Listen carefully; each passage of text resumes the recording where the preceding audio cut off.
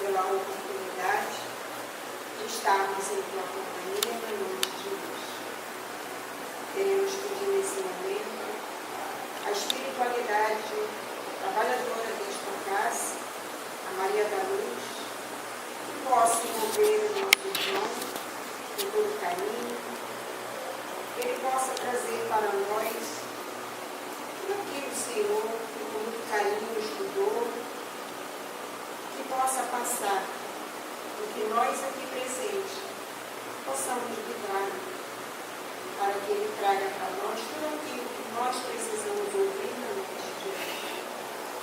Mais uma vez, mestre querido, te agradecemos essa oportunidade e muito obrigado por aqui estar na tua casa.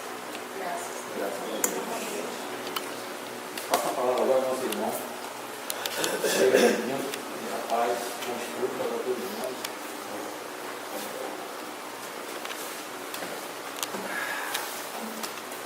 Boa noite. Boa noite. Deus abençoe.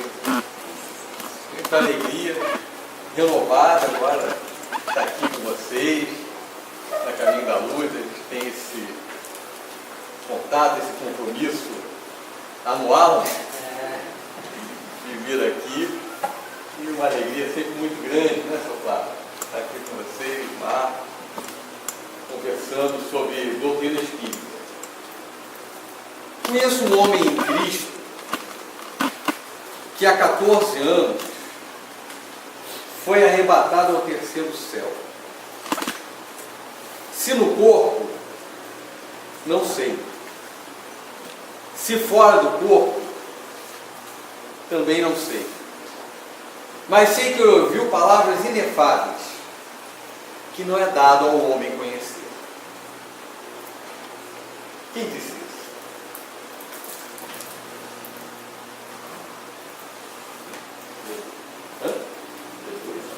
Não, Paulo de Tarso. Na segunda, né? Paulo de Tarso. Muito bem. Paulo de Tarso disse isso, segunda epístola aos Coríntios, capítulo 12, versículo 22.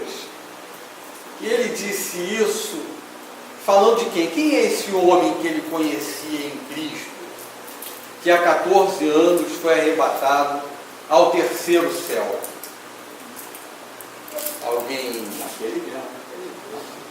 Está bem hoje. Muito bem, muito bem. Então foi Paulo falando de si mesmo, né? Quem disse isso, né? Que Paulo falou de si mesmo? Foi Emmanuel no livro Paulo e Estevão. Ele diz que Paulo, depois de toda aquela batalha que ele teve, sabe, da estrada de Damasco, antes disso, o processo de perseguição que ele fez, né, aos cristãos, e aí lá na estrada de Damasco ele estava indo perseguir quem? Perseguir Ananias, que estava curando, muita gente havia convertido Abigail, que era a noiva de Paulo, anteriormente chamado de Saulo, né? E ele foi lá para Damasco justamente para levar Ananias à justiça. E no meio do caminho, né, aquela luz, quem aparece à frente dele? Nosso Mestre Jesus. E ele, ofuscado por aquela visão, tem um diálogo com Jesus. Senhor, o que queres que eu faça? Saulo, Saulo, por que me persegue? Sabe o diálogo? E aí ele caiu e depois foi levado até Damasco, cego, sem estar enxergando nada. Quem é que foi curar ele lá em Damasco? Ananias foi curá-lo. Ele foi levado a pensão da rua direita, e lá ele acabou sendo curado por Ananias. E a gente sabe a história, foi levado, procurou Gamaliel para encontrar algum conforto espiritual. Gamaliel o conduziu para um trabalho nos desertos de Palmira, onde ele ficou lá com Áquila e Prisca, elaborando projetos, Áquila e Prisca cristão, elaborando projetos de divulgação da mensagem de Jesus em Roma, né? Foi dali que surgiu a ideia, vamos divulgar a mensagem de Jesus em Roma. Estava lá Áquila, Prisca, trabalhando no tear, e Paulo lá junto com ele, também trabalhando. E depois, então, ele voltou para Tarso, teve aquele incidente, quem sabe da história, lembra, né? Aquela situação que ele primeiro foi para Jerusalém, e lá, é lógico, né? Eu acho que se nós, pelo menos eu, tivesse na situação lá dos companheiros, lá da estrada do caminho, Saulo que foi perseguir todo mundo, e meu Deus, que empolgado que eu ia bater no ventilador. Foi lá perseguir, estava lá perseguindo todo mundo, e de repente chega lá, todo humilde, eu sou cristão agora, quero ajudar, e ficar desconfiado, né?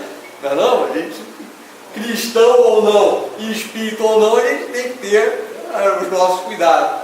E aí ele acabou sendo recebido, primeiro ali por Barnabé, depois pelos outros, foi para Tarso, ficou 3 anos na cidade de Tarso, que foi a cidade natal dele. Mas nesse primeiro dia que ele chegou na cidade de Tarso, ele teve uma dificuldade com o pai dele.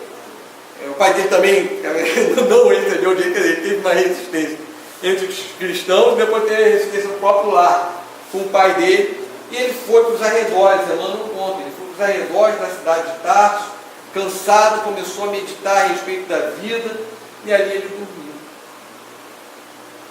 E de repente, naquele sono, o que aconteceu? O que acontece durante o sono com o espírito? Se desprende do corpo. Ele se desprendeu do corpo e foi arrebatado ao terceiro céu. O terceiro céu, da forma como antes mencionava, lá o paraíso, né? Porque o primeiro céu seria o das nuvens, o segundo das estrelas, e o terceiro do céu, onde ficava lá os anjos do Senhor e o próprio Senhor. E ele então teria sido arrebatado a esse terceiro céu. E lá Emmanuel conta que ele, nesse momento, teve um diálogo com Abigail e Estevão. Estevão, que foi aquele companheiro que ele levou à lapidação, né? Até na perseguição, acabou gerando a morte, uma sentença que ele deu contra Estevão, gerando a morte. E ele então teve essa conversa lá com Abigail e Estevão, e Abigail dando toda uma orientação para ele sobre como ele deveria viver a vida diante das dificuldades, diante das decepções que tanto ele sofria.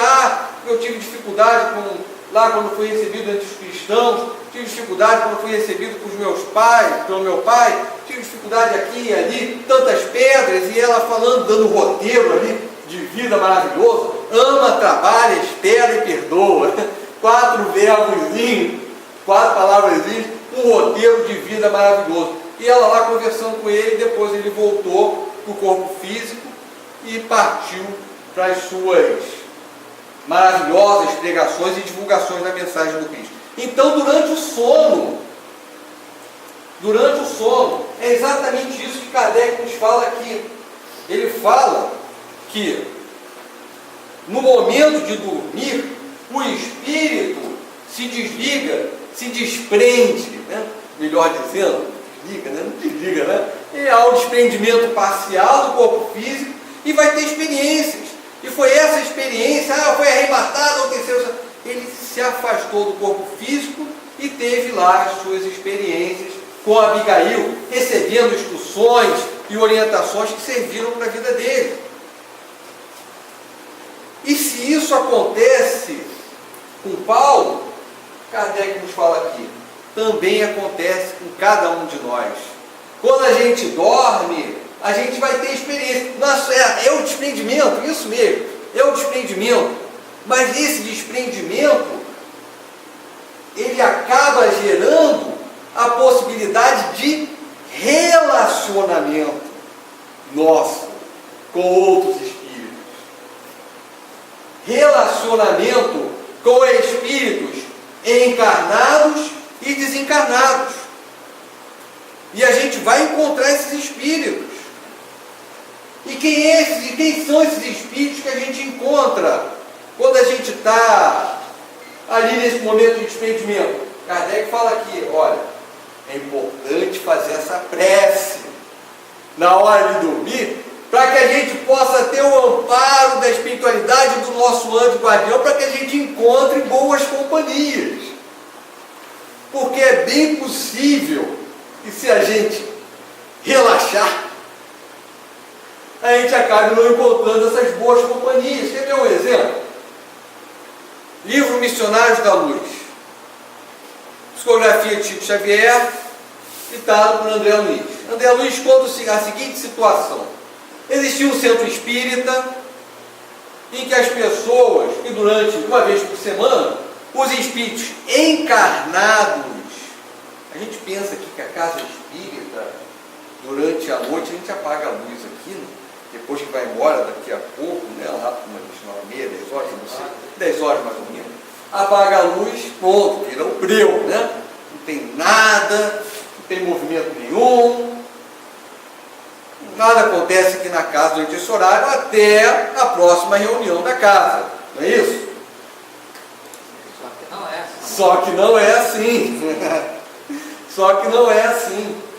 Em momento algum ela para. Em momento algum ela para. Nem quando está acontecendo aparece. Pois é. A todo instante ela está movimentada. Os espíritos estão trabalhando. Os espíritos estão socorrendo. Existe um caso, só para a gente... eu já vou voltar a esse outro do Missionário da Luz. Lá no livro Os Mensageiros, conta a história de uma... Já não era nem casa espírita. O que aconteceu no livro dos Mensageiros foi até na casa de uma senhora, né? A senhora Isabel, que na casa dela cultivava o hábito da oração. Então, se você imagina, se na casa de uma pessoa que cultiva o hábito da oração, espíritos vêm e trabalham, e aquela casa se tornou uma oficina de nosso lar, iam lá espíritos durante a noite ser socorridos. Imagine no centro espírita. Então, lá nesse caso do Missionários da Luz, o centro espírita, uma vez por semana, realizava, todo dia tem atividade, e uma vez por semana realizava um determinado curso. Outros dias da semana, outros cursos, outros dias da semana, outras atividades. É igual aqui, né? Na casa espírita, num dia tem reunião pública, no outro dia tem um curso, no outro dia tem reunião lá privativa da casa, outro dia, cada dia tem uma atividade, tem um movimento. Entre os encarnados e desencarnados, todo santo dia, toda hora tem. E tinha um curso lá uma vez por semana. Quem frequentava esse curso? Companheiros encarnados que durante a noite, desprendidos do corpo físico, iam ao centro espírita para participar de um estudo. Quantos? O instrutor Alexandre, lá no livro, falou 300 companheiros inscritos nesse curso. Desses 300 companheiros, 32 estavam com estado de consciência maior. Compreendiam melhor a situação que eles estavam ali na vida espiritual. Por isso eles podiam até participar com perguntas, estar colaborando de alguma forma com o trabalho ali durante aquele momento da reunião lá do centro, do curso.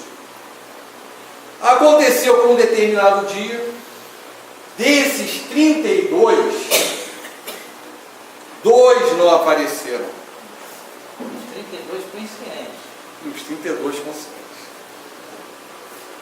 2 não apareceram. Então, olha só, como você bem lembrou, 300. Desses 300, 32 já estavam em melhor estado. Então, você imagina quantos 300 não apareceram. E desses 32, 2 não apareceram.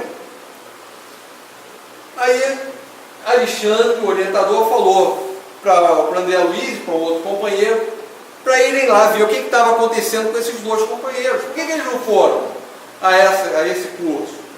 Já que eles eram mais assíduos, já que eles estavam mais conscientes ali do trabalho, eles foram ver. Chegaram lá no primeiro, o Vieira, e o Vieira estava lá, deitado na cama, o espírito não estava desprendido do corpo, estava ali muito próximo ali, e um espírito desencarnado perto dele, doutrinando ele. O desencarnado estava lá falando com ele. E aí o que tinha acontecido com esse companheiro? Por que estava assim? Aquele que estava ali, entre aspas, doutrinando, era um companheiro que ainda estava com as suas lutas internas, e que desencarnado, ele era desencarnado, um espírito desencarnado ali, doutrinando, e o Vieira lá com cara de terror, né? Terrorizado, apavorado ali com aquele companheiro ali falando para ele. Durante um momento do dia, junto com familiares, o Vieira começou a falar mal daquele desencarnado. Ele fez isso, que ele fez aquilo, que ele agiu de tal forma, falou lá um montão de coisa dele. Aí então ele foi, durante a noite, sabendo que o Vieira iria se desprender do corpo físico, prestar alguns esclarecimentos. Se defender, entre aspas. E aí começou a conversar lá com o André Luiz e com outro companheiro que foi lá ajudar, começou a conversar dizendo, eu vim aqui explicar para ele que não era isso não. Tudo que ele ficou falando de mim ao longo do dia, não era exatamente assim, mas eu cheguei aqui, comecei a falar com ele, ele ficou com essa cara de terror aí, apavorado aí, junto ao corpo, e não respondendo nada do que eu estou dizendo. Mas eu estou falando com ele. Aí no final da história, ali numa conversa de André Luiz e do outro irmão, tentando ali resolver a situação, acabaram decidindo por acordar o Vieira. Acordaram lá o Vieira, que estava ali assustado, não estava sendo de utilidade nenhuma aquela situação. Acordaram o Vieira, o companheiro desencarnado foi embora. E o que aconteceu com o André Luiz e o outro irmão? Foram embora também. E o Vieira não foi ao curso na noite. Faltou o curso. Nem dormiu direito. Né? Deve ter acordado naquela situação, apavorado. Né? Ele estava tendo pesadelo. O livro fala exatamente isso. Que ele estava ali como se estivesse tendo um pesadelo. E acordou, com certeza, pensando nesse pesadelo. Logo depois, André Luiz e o outro companheiro foram lá ver o Marcondes, que era o segundo. E estava lá o Marcondes, espírito encarnado, afastado do corpo físico, envolvido ali com duas companheiras espirituais desencarnadas, que ele atraiu, e ele ali ficou. Quando viu o André Luiz, eu esqueci o nome do outro companheiro, mas que estava à frente dessa tarefa, ele ficou todo envergonhado, e agora? E começou a gaguejar e querer se explicar diante daquela situação. E aí o André Luiz e o outro companheiro começaram a conversar com ele, mas no final da história acabaram indo embora. E o André perguntou assim, mas por que a gente não vai e acorda ele igual a gente fez no Vieira? Aí o companheiro falou, olha, com o Vieira o que aconteceu foi que ele acabou falando mal do outro companheiro e atraiu aquele companheiro. Agora esse outro, ele atraiu de forma deliberada. Ele está usando o livre-arbítrio dele. E quem somos nós para intervir no livre-arbítrio do outro? É o que Deus faz. Se eu quiser agir em uma direção, ou eu quiser agir em outra direção, eu estou usando do meu livre-arbítrio. E é lógico que eu vou passar pelas consequências desse uso, mas não vai o nosso Criador cercear esse nosso livre-arbítrio. Há situações em que esse livre-arbítrio pode até ser limitado, mas nesse caso específico não havia motivo. Ele escolheu isso, deixa ele lá. Quem sabe na semana que vem, já que ele ainda é um dos 32, né, ele volta lá para o centro espírita e volta para o curso, mas deixa ele meditar um pouquinho nas escolhas dele. E aí André Luiz voltou. Então, desencarnado, a pessoa pode chegar e escolher eu quero ir num curso lá no Centro Espírita Caminho da Luz, na hora que eu vou dormir. Ou ela pode simplesmente escolher, estou direitinho, ou ela pode simplesmente escolher, não vou. Mas eu tenho direito de não ir? Tenho direito de não ir. Eu posso não ir ao Centro Espírita Caminho da Luz, mas eu posso me envolver em alguma outra atividade boa. Eu posso participar de algum estudo que seja bom para mim, estudo doutrinário, estudo científico, estudo filosófico, estudo cultural. Eu posso participar de grupos, eu posso participar de determinados movimentos que sejam bons. Mas eu também posso fazer escolhas equivocadas. E nessas escolhas equivocadas, o que acaba acontecendo é que em algumas situações a escolha pode ser muito ruim, que a gente acaba achando que a gente teve aquele pesadelo.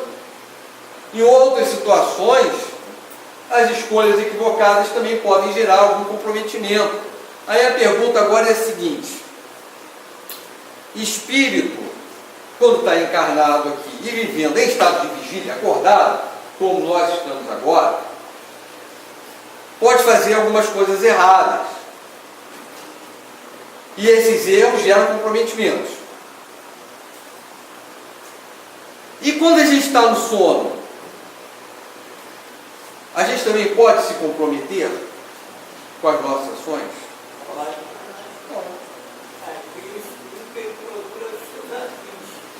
Afins, né?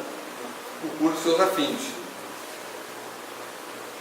E ele pode também ganhar méritos por ações próprias? Também pode. Pode. Tá. Companheiros iam lá no Centro Espírita e assistiam um estudo. Mas será que um companheiro encarnado não poderia ir ao Centro Espírita e dar um estudo? Pode. Será que ele não pode participar de alguma caravana de trabalho no bem durante esse momento do sono? Pode. Com certeza. Então o espírito ele vai escolhendo. Da mesma forma que nós aqui, quando estamos em estado de vigília, fazemos as nossas escolhas ao longo do dia, nós, quando estamos afastados do corpo físico, também fazemos escolhas. Escolhas que podem gerar e geram consequências boas ou não, dependendo de qual escolha que a gente fez. Mas podem gerar essas consequências. Tudo depende de qual a escolha que nós estamos fazendo. Mas se isso acontece, e aí é que é o ponto, esse que é o ponto de Kardec, se isso acontece, será que nós, antes de dormirmos, não podemos, porque depois que a gente dorme, aí a gente faz, são outras escolhas, mas quando a gente está aqui, a gente escolhe. Será que a gente não pode, antes de dormir, ter algumas atitudes que ajudem, que deem suporte ao espírito nas suas escolhas após momentos de desprendimento? Se eu, antes de dormir, começar a ver um programa de televisão completamente complicado, é complicado, cada um interprete como queira, complicado, estou vendo um programa completamente complicado, ou estou com minha esposa ou minha filha, eu tenho uma filha, e brigando, discutindo, gritando, estou criando confusão com todo mundo. Deito e durmo, eu estou preparando um terreno muito bom para ir para o outro lado, para o lado que vai gerar experiências com consequências não muito boas para o espírito pelo menos de imediato. E se eu fizer o contrário? Antes de dormir, buscar um pensamento um pouco mais equilibrado. Buscar ler uma página belíssima, como essa, que a nossa amiga leu para nós, Luísa ou Heloísa? Luísa. Que a Luísa leu para nós, do livro Caminho, Verdade e Vida. Ela lê uma página como essa. Faço uma prece. Se for em família, o negócio ainda potencializa, não é? Mas está sozinho, preciso convocar a família a participar. Sozinho, porque também a gente precisa desse momento íntimo. Precisa desse momento íntimo. Momento de introspecção. Disse André Luiz no livro Nosso Lar. É muito difícil para o homem ingressar na academia do Evangelho do Cristo. Ingresso que ocorre de estranha maneira. Ele só, na presença do Mestre, participando do curso difícil, recebendo lições sem cátedras visíveis e ouvindo longas dissertações sem palavras articuladas. Então é um processo também de introspecção. Há necessidade desse momento íntimo. A gente precisa desse momento íntimo. Então, se a gente faz todo esse processo, faz lá a nossa prece, antes de dormir, pede ajuda ao anjo guardião. Você vai ver que Kardec aqui nos fala de ajuda dele. Pede ajuda ao nosso anjo guardião. Nada garante que a gente vá assistir um curso no Centro Espírita Caminho da Luz. Ou realizar um trabalho benévolo, trabalho de benevolência, de beneficência. Mas a gente pode ter a certeza de que preparar o terreno a gente preparou para isso. Preparar a gente preparou. Então, por isso que Kardec nos fala a respeito disso. No momento de dormir, a importância do momento do sono. O sono é o repouso do corpo. Mas enquanto o corpo repousa, o espírito dorme também a noite inteira, durante horas seguidas. Não, ainda bem que ninguém está dormindo aqui. Ainda bem que ninguém está dormindo.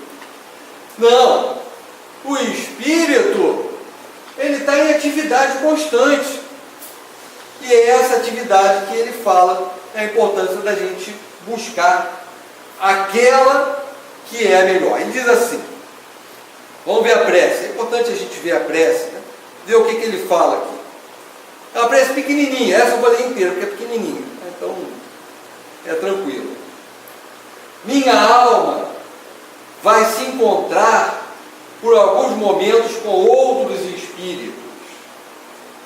Que aqueles que são bons venham junto a mim e me ajudem com os seus conselhos. Olha só, a humildade. Né? É muito complicado, às vezes, o espírito chegar e dizer, eu não preciso de ajuda de ninguém. Eu estou me movimentando, não sei se estou desenquadrando aqui. Não. Vou abstrair. Mas se eu chegar para fora, me fala. É complicado, às vezes, o espírito chega e fala, não pedir ajuda